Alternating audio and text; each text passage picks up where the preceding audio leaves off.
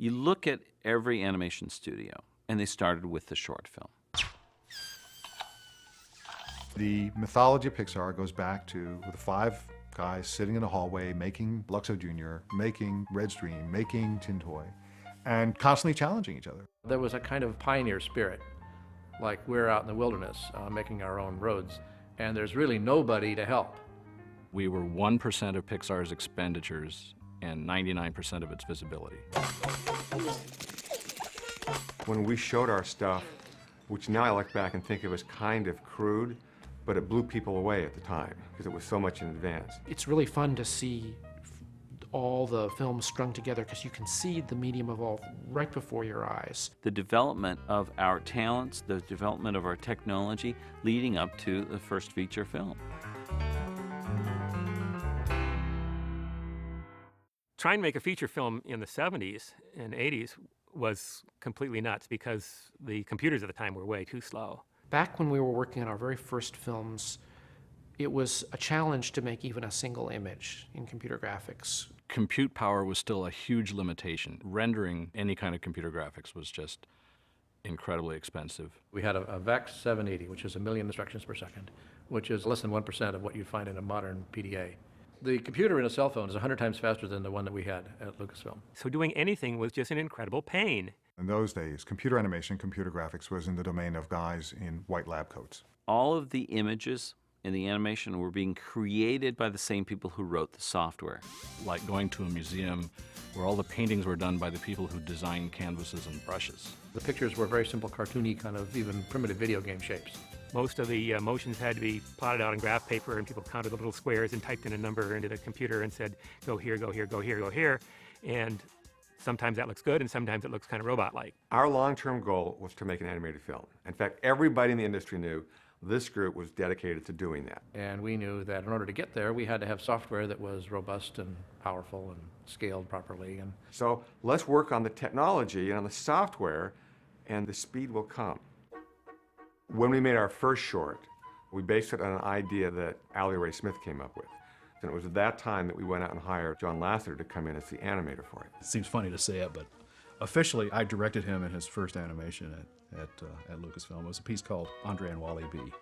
Ed Catmull and Allie Ray Smith asked me to think about what a character would look like made up of simple geometric shapes. Spheres, cones, cylinders, boxes, that kind of thing. But I started looking at how simple Ub Iwerks drew those early Mickey Mouse cartoons. And so I started drawing what became Andre as this character made of simple shapes. Up until then, most of us nerdy types didn't know how to do soft characters, nor was the technology really capable of doing rubbery, moldable characters like a good animator needs. I remember going to Ed and saying, boy, I would love to have something I could bend, because the body is where a cartoon character gets so much of his expression. And so he thought, in classic Ed Catmull style, let me think about this. And he went away. And he came back, and he had invented the teardrop. The bottom was a hemisphere, the top was a hemisphere. And then the computer filled in this kind of section in the middle, and it bent.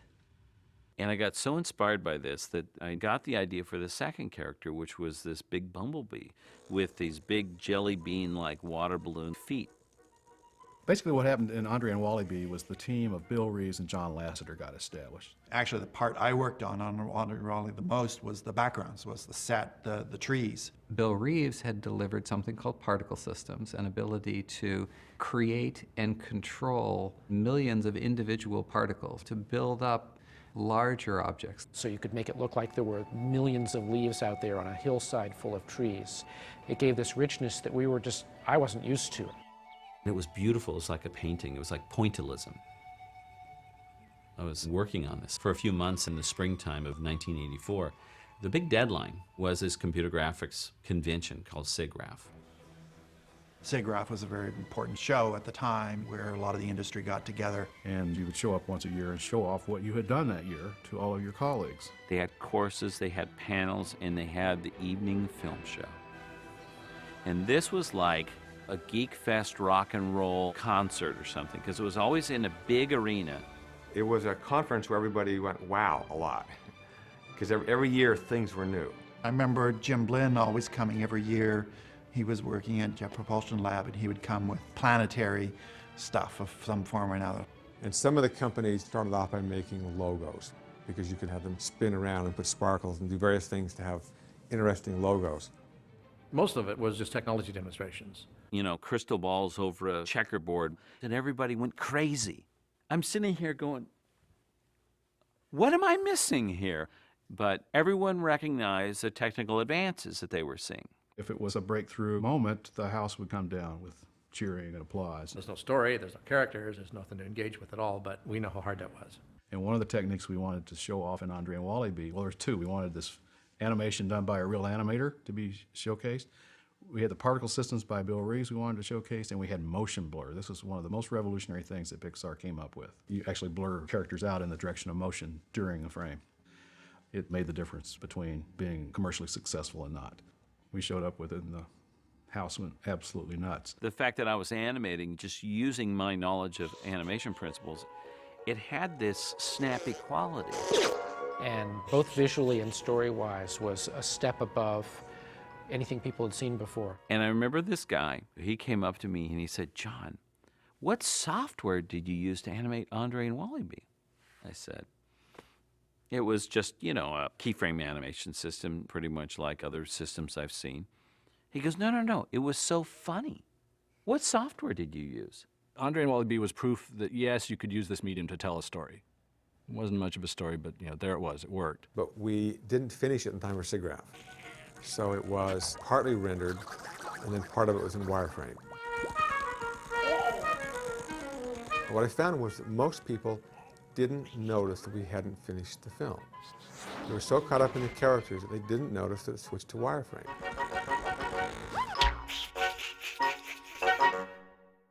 When I first came to Lucasfilm to work with the computer graphics group, I thought I was going to need to learn how to program to be able to animate. There were no off-the-shelf software packages. There were no easy-to-use techniques. I realized, you know what?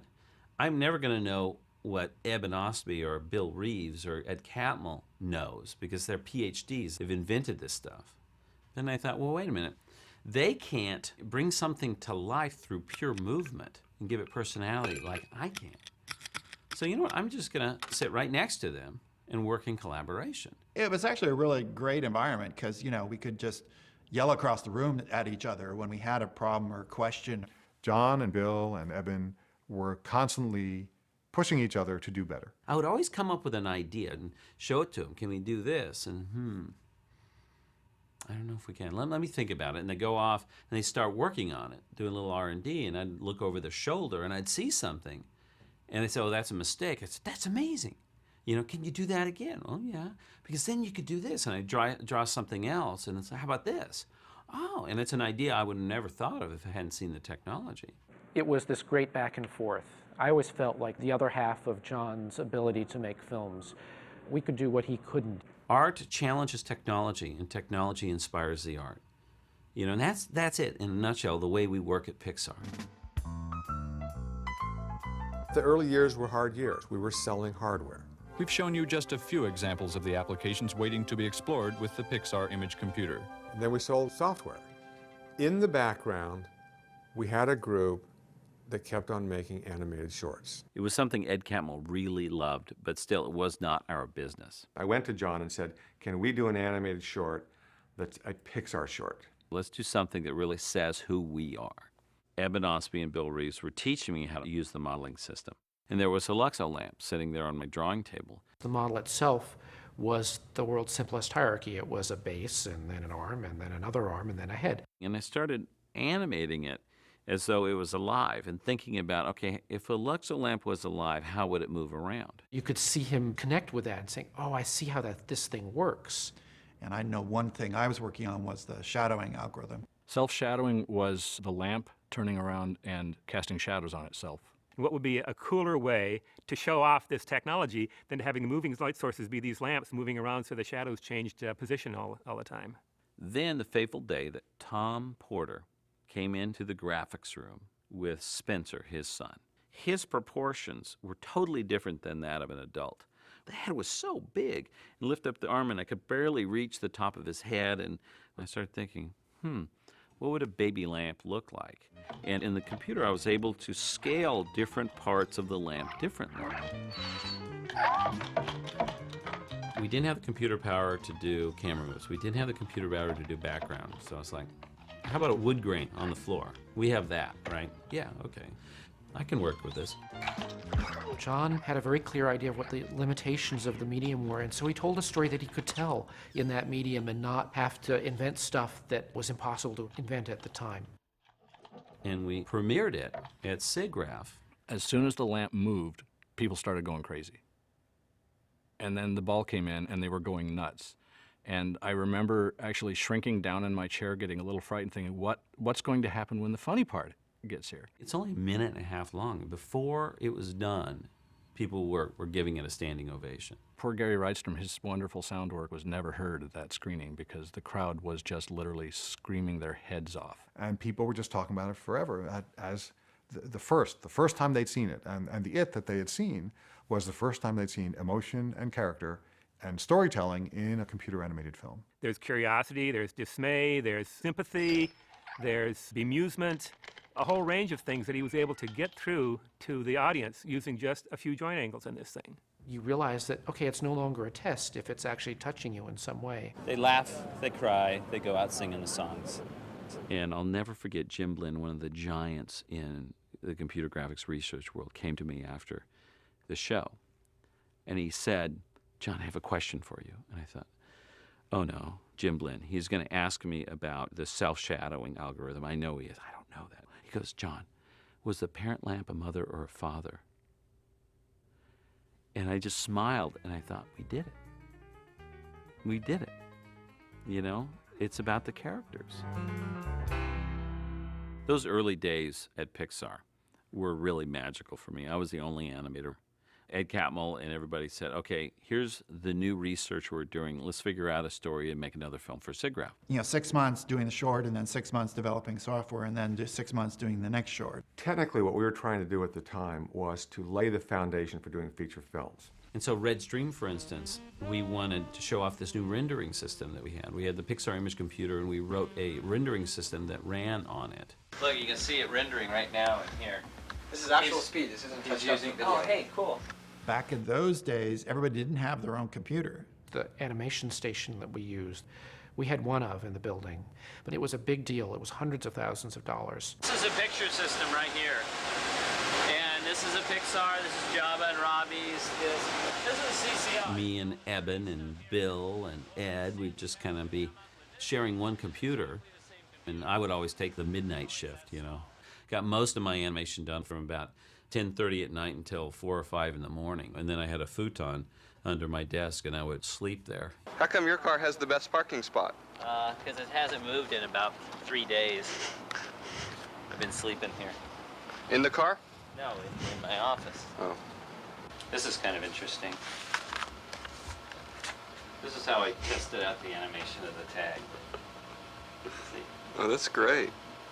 See, so you can see it. I got the movement of the tags.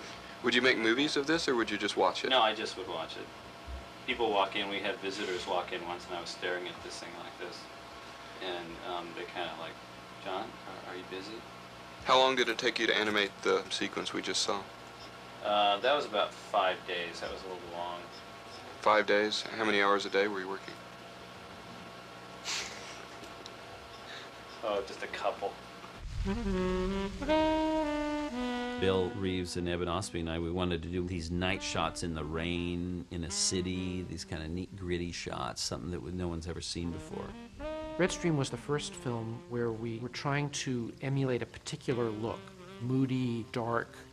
And I very much wanted to do something with kind of a sad ending, having more of a pathos. And I always say, oh, that was Pixar's blue period. Red Stream is very popular in Europe. Tin Toy was probably the hardest of the shorts. It was this great little idea that I had gotten from looking at videotape of my nephew playing with his toys.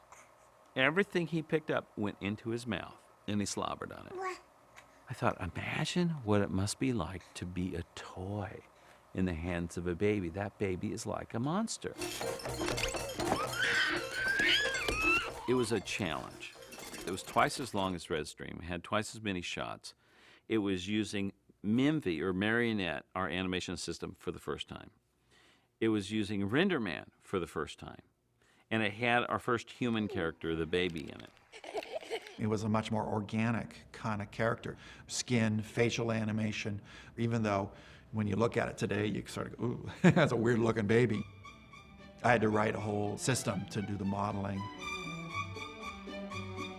What now seems amazingly primitive at the time was the limit of what we had figured out how to do with the computer. So we were doing things like soft shadows and the textures of wood flooring and cloth on the couch and a magazine on the couch. So everybody who could model anything had to pitch in to make a toy to go under the couch. I made a little airplane. I built the fire hydrant. I modeled a robot who's hiding under the couch. And Ed Catmull said, well, I'll make something for you. How about an elephant? Great, Ed, we'd love an elephant. So he went off and decided, well, to do an elephant, first I need to implement Bezier patches in our modeling language. So he did that. And then he sketched an elephant on a piece of graph paper. And then he sat down with a text editor and manually entered the coordinates for every point on the elephant. And out came a perfect elephant. And that is the most math geeky thing we had ever seen. It was the first 3D computer animation ever to win an Academy Award. But the most important thing that Tintoy did was plant in our heads the idea of toys being alive. And out of that grew Toy Story. By the time we did Knickknack, we might have had 10 or 12 people. In 1989, we all agreed, let's back off a little bit. Let's make a film that's fun and not very demanding. Consolidating our gains and making a film with the techniques we knew how to make. And John said, this time I want to make a real, Chuck Jonesy sort of cartoon. It was the first film where we worked on the story as a team. When they were having discussions about the story of Knickknack, what it might be, or what would go on with it, we were all part of it. I remember the story conference where the ending came up, all right, he falls off and he ends up in a fish tank. And it was Deirdre Warren who said, and there'll be a mermaid there, right? And John said, yes, let's do it, or that's right. And I think that's a great indication of the collaborative spirit. Knickknack, it was, again, all hands on deck. Everybody worked on a little bit of everything. We had people designing their own characters. John didn't do every bit of the animation as he had done on previous films, but he let us do, our personal characters. Mine was the flamingo. In Knickknack, I believe I modeled the igloo. I animated the dance cycle of the pyramid. That was my giant contribution to the animation there. We went through 2 or 3 very dark days during those times where you didn't know whether we were going to make it as a company. All these hardware guys are complaining that we just spend money. We don't ever make money for the companies because our short films never made money. In fact, from a business point of view, this company selling hardware had no business at all doing animation. And I thought, well, come on, when's the shoe going to drop? When are they going to just stop the animation? And the guy who's the head of software goes, they never will, John. The world knows us from these little short films. Each frame was computed in 8 to 10 minutes on the Pixar image computer.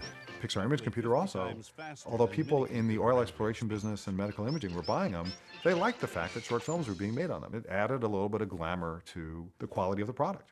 But ultimately, we knew that the image processing market was doomed, which is why we got out of it.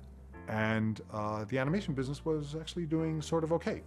And Steve felt that it was time to reorganize the company and to make some big changes. And so we went from about 80 people to 50 people in the course of a week. I can remember the meeting in the lunchroom when they handed out the Pixar Animation Studios t-shirts. That was such a huge turnout. I cried because, we had gone from literally working in a hallway to owning the dump. The goal from the time that I first started working with Ed in 1978 through Lucasfilm and through the formation of Pixar was we all wanted to make a feature-length film. And so it was time to stop making short films in a sense.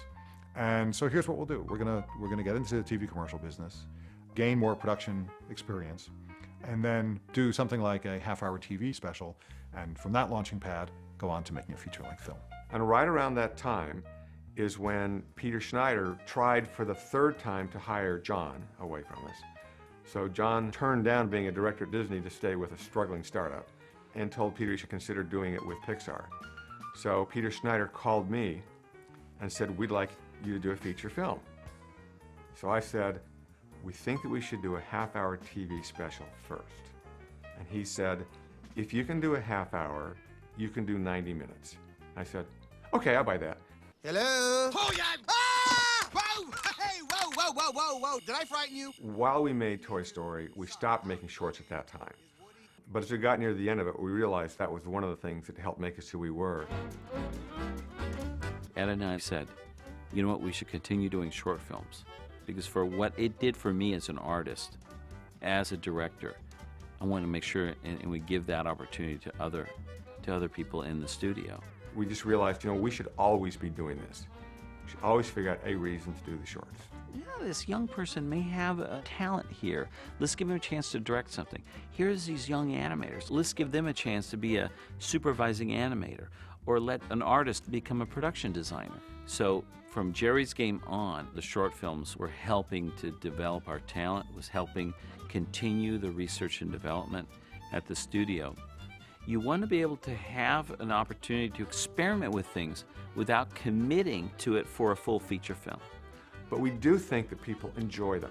And that's enough reason. If people go to our films and they have a great time, then we will have succeeded. And the shorts are part of that enjoyment.